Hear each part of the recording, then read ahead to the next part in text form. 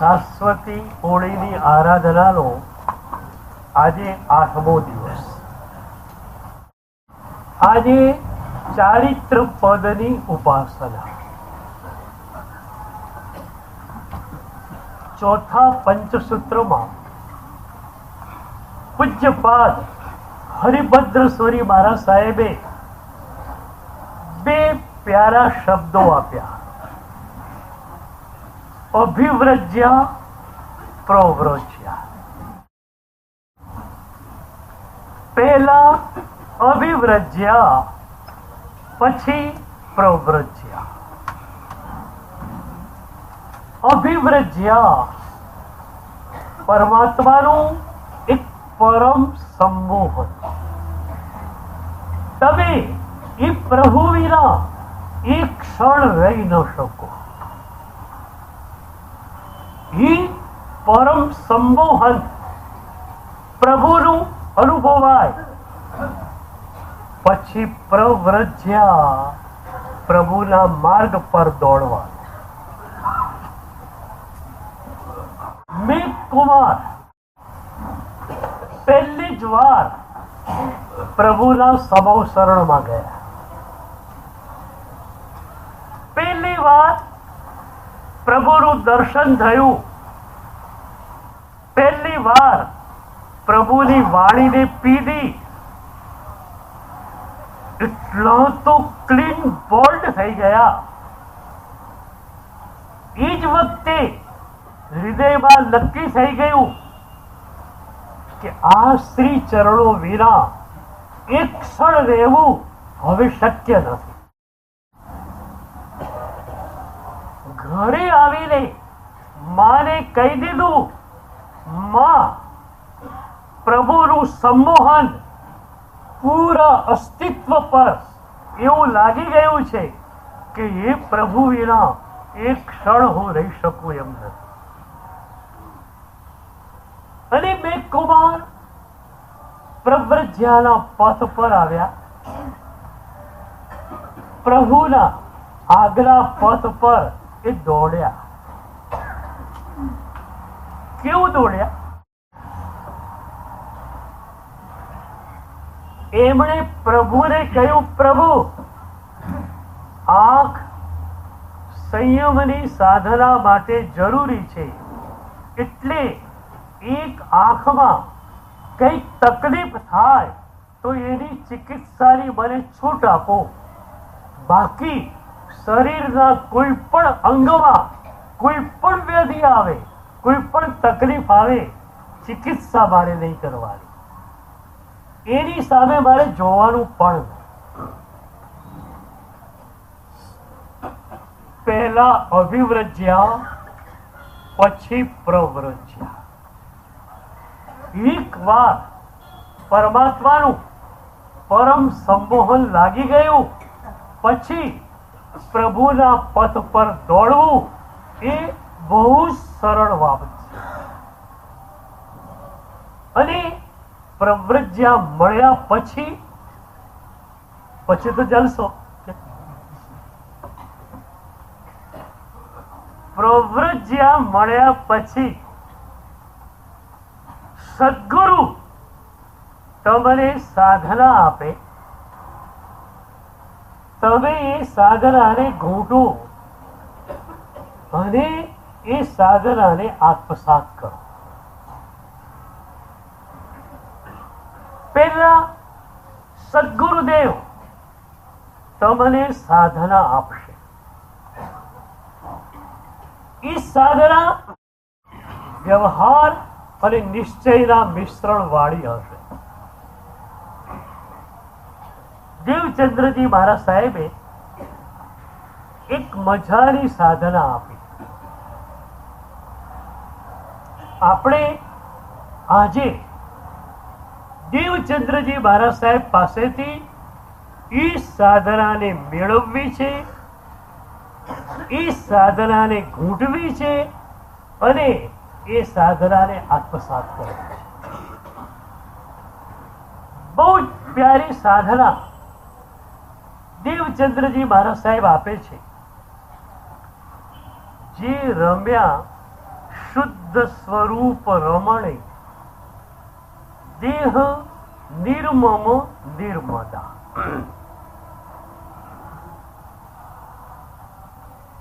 મુનિપદની પૂજામાં એમણે આ સાધના આપી. નિશ્ચય અને વ્યવહારનું બહુ જ મજાનું બેલેન્સિંગ આ સાધનામાં એમણે આપ્યું. નાનકડી કડી યાદ રહી ગઈ. જે રમ્યા શુદ્ધ સ્વરૂપ રમણે દેહ નિર્મમ નિર્મદા. પહેલા નિશ્ચય સાધના પકડાવી. એક વ્યક્તિએ પ્રભુના ચરણોની અંદર જીવન સમર્પિત કર્યું. પ્રભુ સદગુરુ એને શું આપે? અગણિત જન્મોમાં તમને જે નથી મળ્યું એ આ જન્મમાં પ્રભુ અને સદગુરુ તમને આપી રહ્યા છે. આપણે માનીએ કે વેરી ફર્સ્ટ ટાઈમ આપણે સાધના દીક્ષા લેવા માટે બેઠા છીએ, તો કેટલી મજાની સાધના આપે છે. તું શુદ્ધ સ્વરૂપ દશામાં સ્થિર થઈ જા. પ્રભુની આ નિશ્ચય આજ્ઞા એને નિશ્ચય સાધના રૂપે દેવચંદ્રજી મહારાજ સાહેબે આપી. પ્રભુની નિશ્ચય આજ્ઞા શું? વ્યવહાર આજ્ઞા ઘણી બધી, સામાચારી પાલન, પંચાચાર પાલન, પણ પ્રભુની નિશ્ચય આજ્ઞા કઈ? પ્રભુની નિશ્ચય આજ્ઞા એક જ છે, તું તારા સ્વરૂપમાં સ્થિર થા. દેવચંદ્રજી મહારાજ સાહેબ એ જ સાધના આપણને આપી છે. જે રમ્યા શુદ્ધ સ્વરૂપ રમણે. પ્રભુની સાધનાની એક વિશેષતા કહું. બીજી જગ્યાએ પણ નિશ્ચય સાધના સીધી આપી દેવામાં આવતી હોય છે, પણ માત્ર નિશ્ચય સાધના આપવાનો કોઈ અર્થ નથી. એ નિશ્ચય સાધના સુધી કેમ પહોંચાય એનો માર્ગ પણ આપવો જોઈએ. વ્યવહાર એ માર્ગ છે, નિશ્ચય એ મંજિલ છે. પ્રભુની સાધનાની આ વિશેષતા છે. પણ એટલે દુનિયાની સેંકડો સાધના પદ્ધતિઓને જોયા પછી પ્રભુની આ સાધના પદ્ધતિ ઉપર ઓવારી ગયેલો હોઉં છું કે વાહ, આટલી અદ્ભુત સાધના ક્યાંય નથી. તો સ્વરૂપ દશામાં સ્થિર થવું એ પ્રભુની નિશ્ચય આજ્ઞા, અને એની જ દેવચંદ્રજી મહારાજ સાહેબ નિશ્ચય સાધના રૂપે આપે છે. તે દીક્ષા લીધી, હવે તારે શું કરવાનું? તારે તારા સ્વરૂપમાં સ્થિર થવાનું. એ નિશ્ચય સાધના આપ્યા પછી તરત જ વ્યવહાર સાધના આપે છે. દેહ નિર્મમ નિર્મદા. વ્યવહાર સાધના બે આપે છે. આપણને આપણા શુદ્ધ સ્વરૂપ તરફ જવામાં અવરોધરૂપ કોણ? કોઈ પણ સાધનામાં આપણા માટે અવરોધક તત્વો ત્રણ છે: રાગ, દ્વેષ અને અહંકાર. એ ત્રણ શિથિલ બની જાય પછી સાધનાનો માર્ગ સરળ છે. આમ પેલી હોળી કરવી હતી, પણ શરીરનો રાગ આવી ગયો તો હોળી ન થઈ.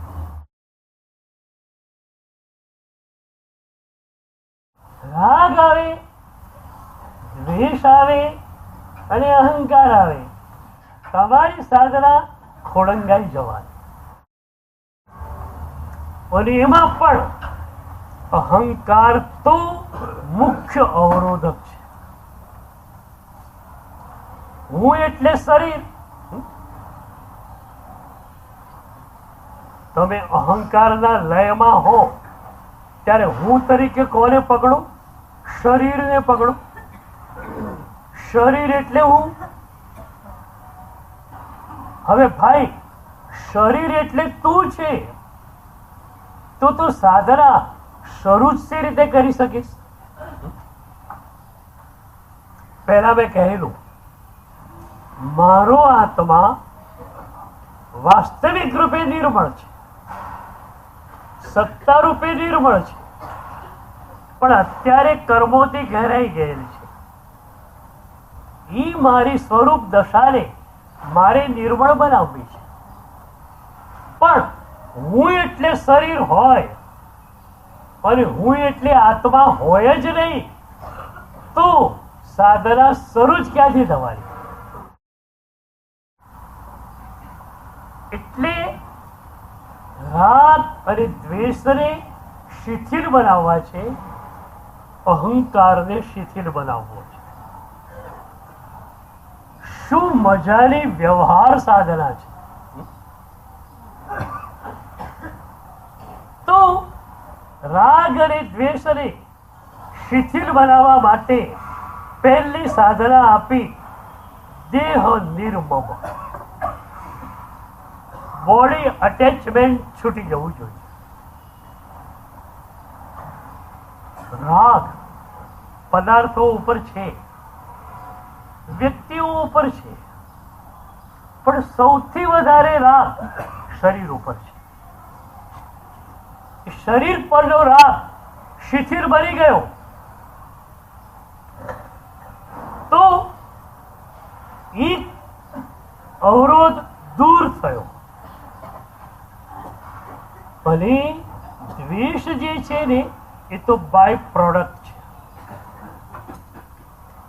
રાગને કારણે લગભગ દ્વેષ થતો હોય છે.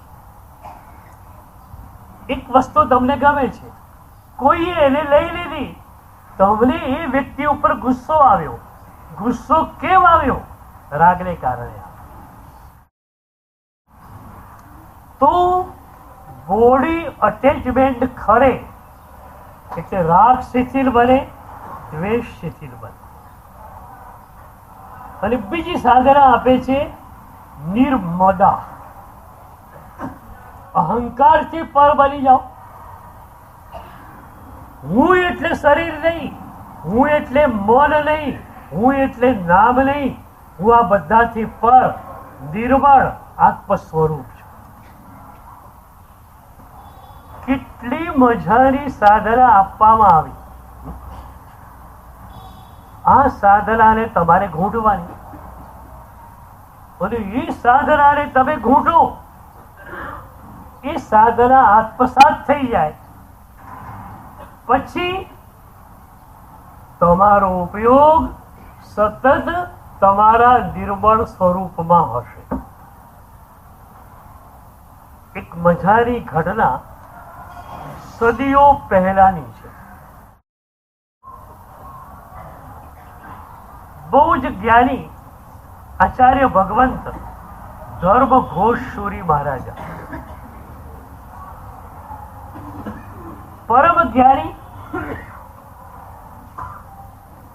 પરમ ચારિત્ર્યવાન,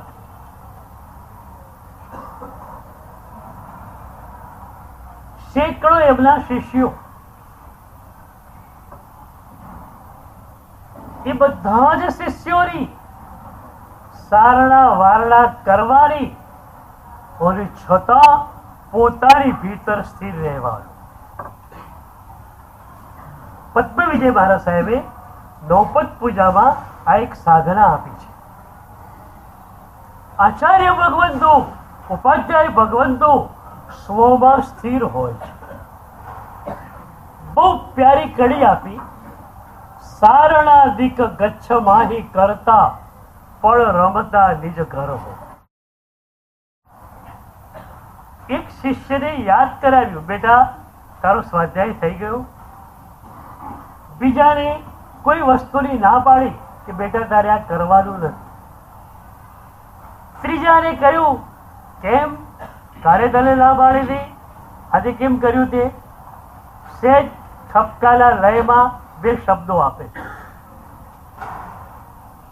આ રીતે સારણા વારણા ચોયણા પડી ચોયણા બધું જ કરવા છતાં એ આચાર્ય ભગવંતો, એ ઉપાધ્યાય ભગવંતો પોતાની ભીતર રહે છે.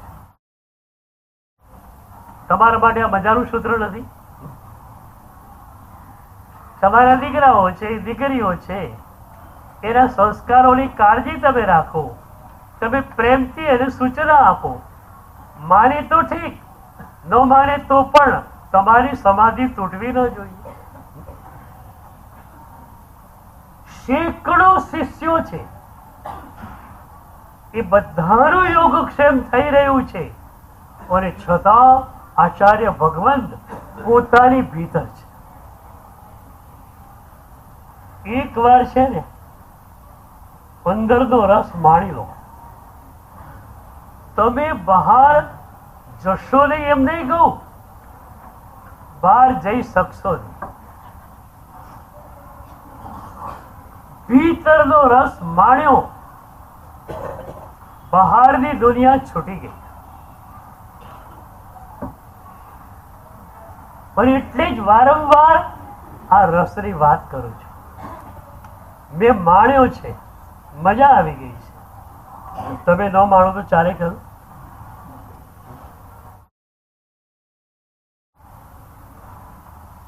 તો એ આચાર્ય ભગવંતને એકવાર સાપ કરડે છે. સાંજનો સમય, ઉપાસનાની પાછળ જંગલ જેવું હતું. એક સાપ આવ્યો અને આચાર્ય ભગવંતના ચરણે એને ડંખ માર્યો. સાપે ડંખ માર્યો એ એક ઘટના છે, અને એ ઘટનાને આચાર્ય ભગવંત માત્ર જોઈ રહ્યા છે. એ ઘટનામાં પણ સાહેબજીનો ઉપયોગ ઇન્વોલ્વ થતો નથી. આપણે કહીએ સામાન્ય ઘટનામાં તો આપણો ઉપયોગ ન જાય, પણ આવી વિશિષ્ટ ઘટના બની હોય તો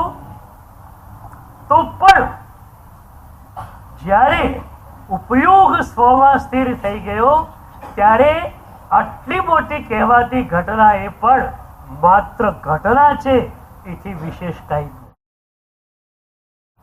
ક્રમબદ્ધ પર્યાય, એ સમય એ પર્યાય ખુલવાનો હતો, ખુલી ગયો.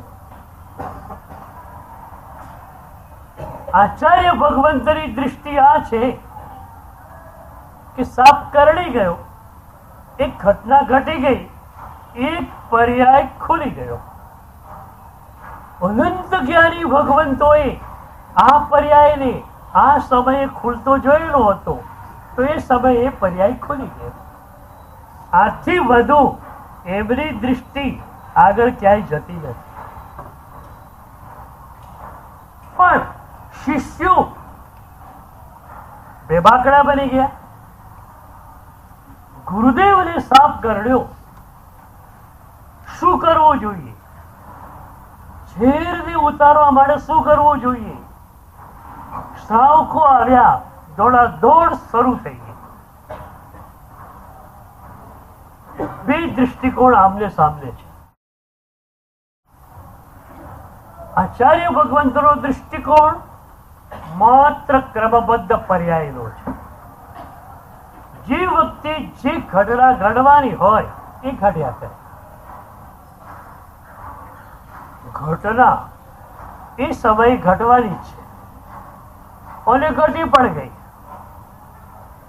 હવે ઘટવાની હતી, ઘટી પણ ગઈ તો તમારા ઉપયોગને એમાં શા માટે લઈ જવું? એક સૂત્ર હું વારંવાર કહું છું, તમારો ઉપયોગ પરોમાં જાય, બહારની કોઈ ઘટનામાં જાય, એ તમે કરેલી પ્રભુની આશાતના છે. આ જન્મમાં 24 કલાક તમારો ઉપયોગ પ્રભુમય જ હોવો જોઈએ. એક ક્ષણ માટે પણ તમારો ઉપયોગ પરમાં જાય તો એ તમે કરેલી પ્રભુની આશાતના છે. તમારો ઉપયોગ પરમાં ન જાય એના માટે પ્રભુએ આખી આ સાધના આપી. તો આચાર્ય ભગવંત માટે સ્પષ્ટ દૃષ્ટિકોણ હતો. ઘટના ઘટી ગઈ છે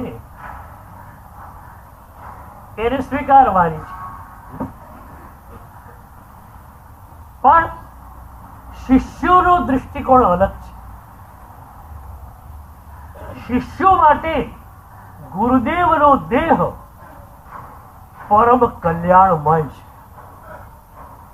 એ દેહમાંથી જે ઉર્જા નીકળે છે એ ઉર્જા પોતાને પ્યોરિફાય કરી દે છે. સદગુરુના ચરણમાંથી નીકળતી ઉર્જા એની જો બરોબર લેવામાં આવે ને તો તમે ટોટલી પ્યોરિફાય થઈ જાઓ. અરણિક મુનિ વેશ્યાને ત્યાંથી ગુરુદેવ પાસે આવ્યા. શું કર્યું એમણે? બીજું કઈ જ કર્યું નથી. ગુરુદેવના ચરણ ઉપર પોતાનું મસ્તક એમણે ટેકવ્યું છે અને સદગુરુના ચરણમાંથી નીકળતી ઉર્જાએ અરણિક મુનિને પ્યોરિફાય બનાવી દીધા છે.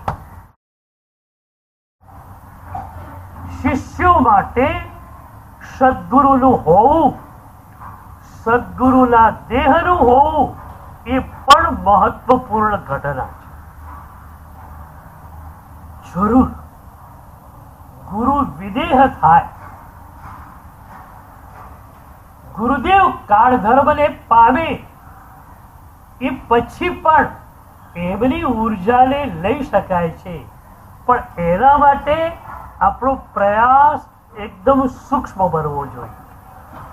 જ્યારે સદગુરુ વિદ્યમાન છે ત્યારે માત્ર એમના ચરણોનો સ્પર્શ કરીએ, એમના ચરણે મસ્તક લગાવીએ અને આપણે એ વખતે અહોભાવથી છલોછલ ભરાયેલા હોઈએ, આપણે ટોટલી પ્યોરિફાઈ થઈ જઈએ. સદગુરુની એક ક્ષણ, સદગુરુના ચરણના સ્પર્શની એક ક્ષણ અને તમારા સેંકડો હજારો પાપોથી તમને મુક્તિ મળી. પણ બે વાત છે, સદગુરુના ચરણોમાંથી તો ઉર્જા વહ્યા જ કરે છે, પણ એ ઉર્જાને રિસીવ કેમ કરવી? પરમાત્મા પાસે તમે જાઓ છો, પ્રભુના 9 અંગમાંથી ઉર્જા નીકળી રહી છે. અમે લોકોએ પ્રાણ પ્રતિષ્ઠા કરી અને એ વખતે વિશ્વવ્યાપી પરમ ચેતનાને મૂર્તિમાં અવતરિત કરી. પછી એક ઝરણું થયું, વિશ્વવ્યાપી પરમ ચેતના મૂર્તિમાં દાખલ થાય અને બહાર નીકળે. પણ 9 ચૈતન્ય કેન્દ્રો દ્વારા એ ઉર્જા બહાર નીકળે છે. તમે રોજ પ્રભુના 9 અંગોનો સ્પર્શ કરો છો. કેટલી ઝણઝણાટી, કેટલી ખળભળાટી એ વખતે થાય છે, બોલો છો. આવી ઉર્જા એ તમને મળે ખળભળાટી થાય, પૂરું શરીર રણઝળી ઉઠે. પણ બે વાત છે, ત્યાંથી ઉર્જા નીકળે જ છે. એ ઉર્જાને રિસીવ કેમ કરવી એ તમારે જોવું પડશે. બીજું કાંઈ જ નહીં, એક માત્ર અહોભાવ. અહોભાવથી, ભક્તિથી તમારું હૃદય છલોછલ ભરાયેલું છે. પ્રભુની ઉર્જા તમને મળી ગઈ. તો શિષ્યોનો દૃષ્ટિકોણ એ છે કે સદગુરુના દેહમાંથી, એમના ચરણમાંથી જે ઉર્જા નીકળે છે એ અમને પવિત્ર બનાવી દે છે. એ ઉર્જા ન હોય તો અમારું થાય શું? વિભ્વળ બની ગયા છે શિષ્યો, આકુળ વ્યાકુળ બની ગયા છે. આ ગુરુદેવ ન હોય અમારું શું થાય? આ સદગુરુ એ જીવન, આ પ્રભુ એ જીવન. પ્રભુ ન હોય, સદગુરુ ન હોય, અમે જીવીએ છીએ.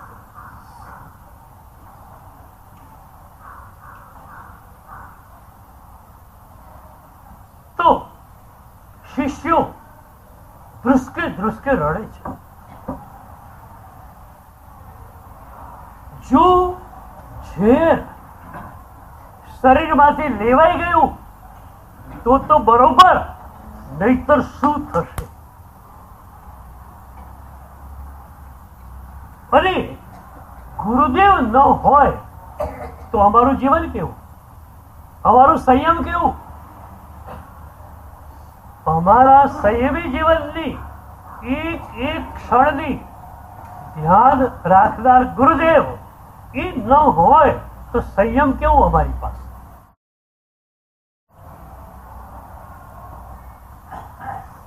સદગુરુ ચેતનાનું એક વચન છે, એ તમને પણ મળે, આમને પણ મળે. સદગુરુ ચેતનાનું એક વચન છે, ભક્તો પ્રત્યેનું, શિષ્યો પ્રત્યેનું. યોગક્ષેમમ વહામ્યહમ. ભાઈ, તું જો મારી આજ્ઞામાં આવી ગયો છે, તું જો મને સમર્પિત થઈ ગયો છે, તો તારું યોગ અને ક્ષેમ એની જવાબદારી મારી છે. ગુરુ ચેતનાએ તમને આપેલો આ કોલ, કોઈ પણ સાધનાની પ્રાપ્તિ તમારે કરવાની જરૂર નહીં. ગુરુદેવ એ સાધના તમને આપશે. એ સાધના આપ્યા પછી એ સાધના વધ્યા જ કરે, વધ્યા જ કરે, વધ્યા જ કરે, સહેજ પણ ઘટે નહીં. એને જોવાનું કામ પણ સદગુરુ કરે. સદગુરુનો આ કોલ છે. પણ એની સામે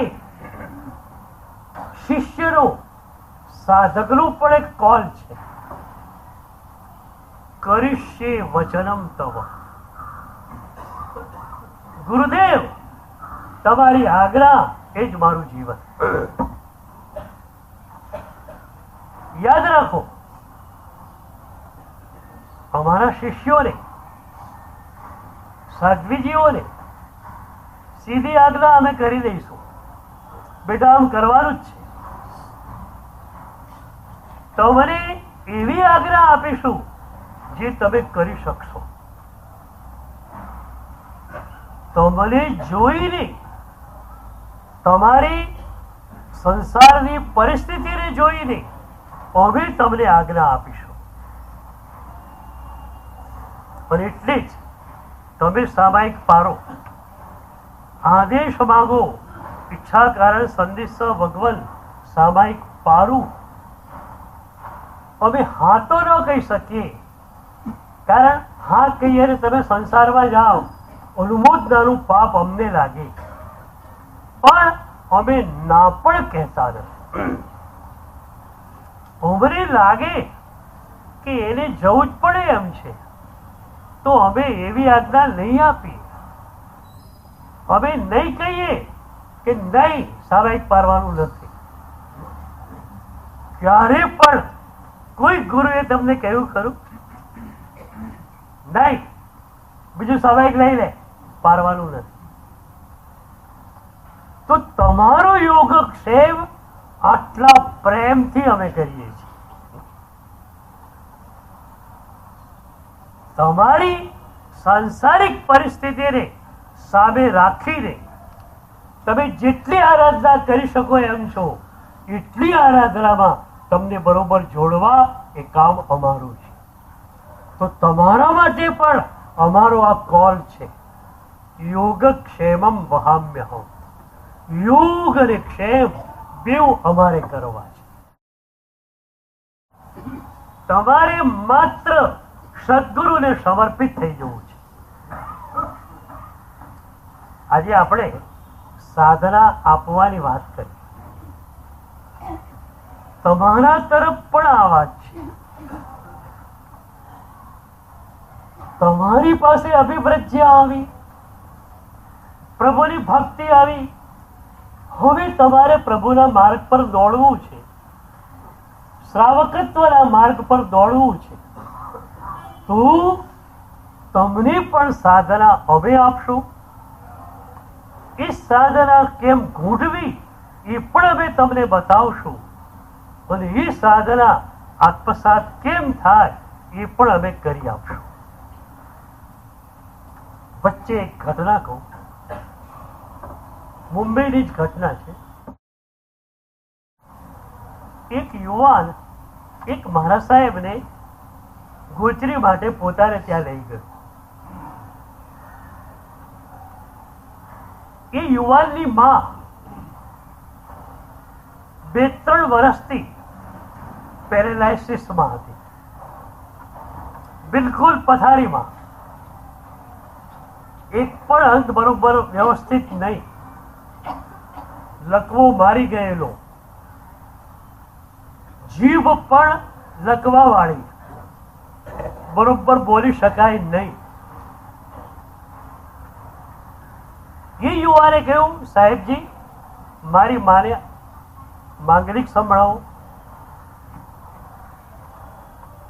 પછી એણે કહ્યું કે સાહેબજી એક વસ્તુ આપ જોશો ને તો આપને પણ આનંદ થશે. ગુરુદેવે પૂછ્યું શું? તો સાહેબ 2 મિનિટ આપ જુઓ. એ યુવાને પોતાની માને કહ્યું, માં મારું નામ બોલતો. એ દીકરાનું નામ નયન હતું. કોઈ કાનો માત્રો નહીં, કોઈ જોડાક્ષર નહીં, પણ એ નામ બોલતા બોલતા એની જીભ અચકાય છે. દીકરાનું નામ એ પૂરું બોલી શકતી નથી. પછી દીકરાએ કહ્યું, માં નૌકાર મંત્ર બોલતો. એ માં પૂરો નૌકાર મંત્ર સ્પષ્ટ રીતે ઉચ્ચારે છે.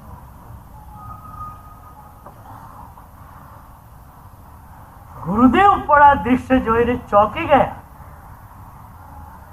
એમણે કહ્યું, આ નૌકાર મંત્ર કેટલો આત્મસાત થયો હશે કે આ પરિસ્થિતિમાં પણ એનો ઉચ્ચાર એ બરોબર કરી શકે છે. દીકરાના નામનો ઉચ્ચાર એ બરોબર કરી શકતા નથી, અને નૌકાર મંત્રનો ઉચ્ચાર પરફેક્ટલી કરી શકે છે. આ શું હતું? ગુરુદેવ પાસે ઉપધાર કરેલા નૌકાર મંત્ર લીધેલો, એ સાધના લીધી. એ સાધનાને ઘૂંટી 9 લાખ નૌકાર મંત્રનો જાપ કર્યો. ઘૂંટાઈ ગઈ સાધના અને આત્મસાત થઈ.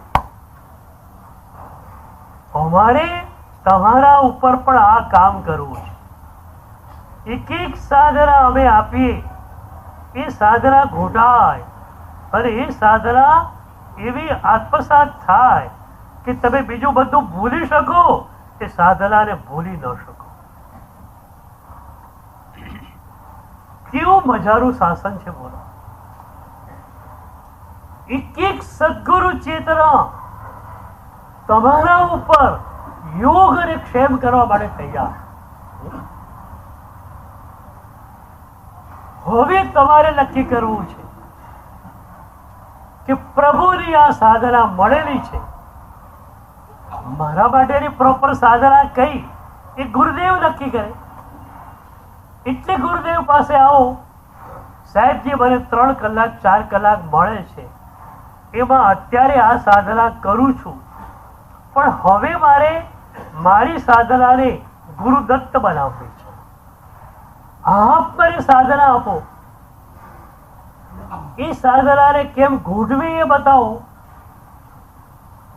અને એ સાધના એવી આત્મસાત બને કે શરીર છૂટી જશે, સાધના જોડે આવશે. આવતા જન્મની અંદર આ સાધના આપણી સાથે આવશે. તો સદગુરુ ચેતના યોગ અને ક્ષેમ કરવા માટે તૈયાર છે. તમે તૈયાર? હવે તૈયાર? તમે તૈયાર?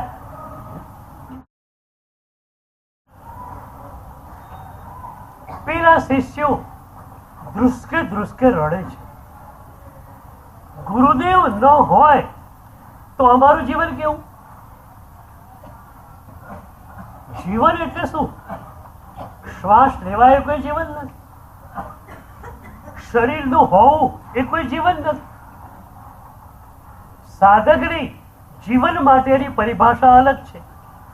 સાધનાનું હોવું એ જીવન.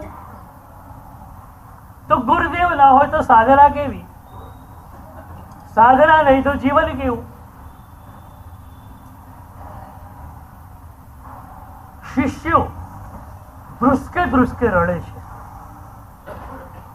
શ્રાવકો અહીંથી તે દોડે છે. કોઈ માંત્રિકને લાવીએ, કોઈ તાંત્રિકને લાવીએ. ગુરુદેવને થયું આ લોકો બહુ દોડાદોડી કરશે અને વિરાધના કરશે. એ વખતે વિચાર પોતાના માટે થતી વિરાધનાનો આવે છે. મારા માટે દોડાદોડી કરશે, વિરાધના કરશે.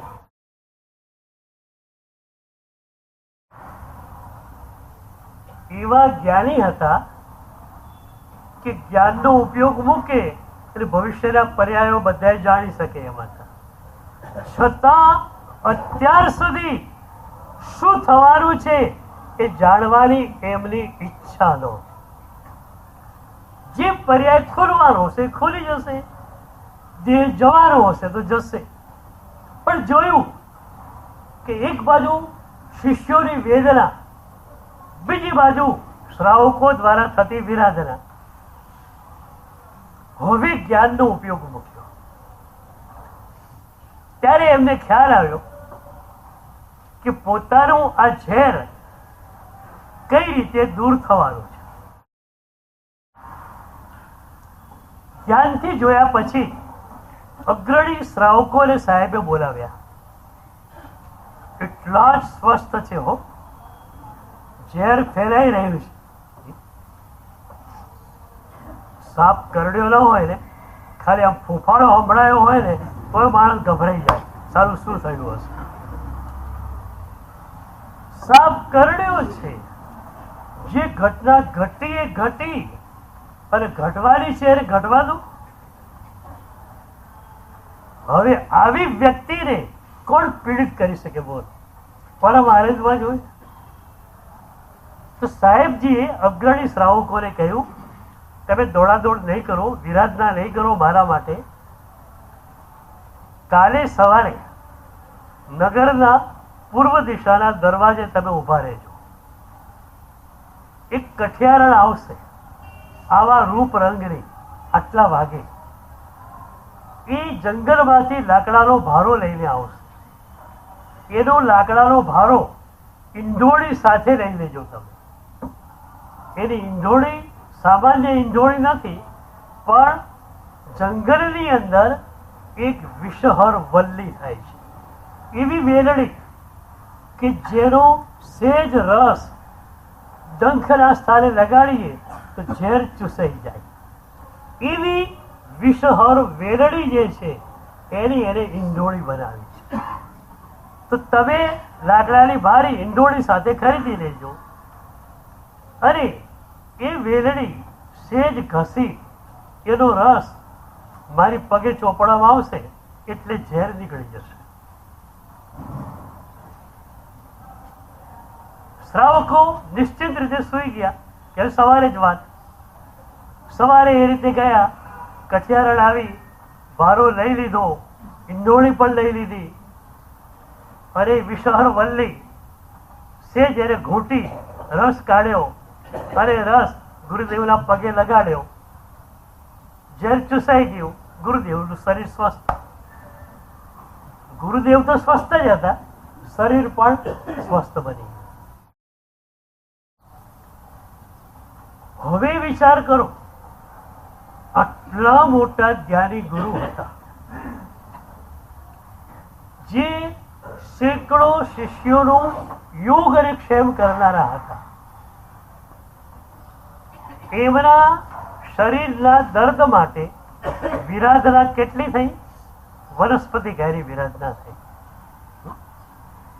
એક વેલડી જે સચિત્ત હતી એનો રસ કાઢી અને ગુરુદેવને પગે લગાડવામાં આવેલો હતો. આટલી વિરાધનાનું પ્રાયશ્ચિત્ત ગુરુદેવને પોતાને જ કરવાનું હતું. શિષ્યોની આલોચના હોય તો ગુરુદેવ પ્રાયશ્ચિત્ત આપે. આ વિરાધનાનું પ્રાયશ્ચિત્ત ગુરુદેવે કરવાનું હતું. તમે સાંભળીને નવાઈમાં પામશો. આટલી નાનકડી વિરાધના અને એ ગુરુદેવે એ જ વખતે નક્કી કર્યું કે પ્રાયશ્ચિત્તમાં યાવત જીવન 6 વીઘેનો ત્યાગ.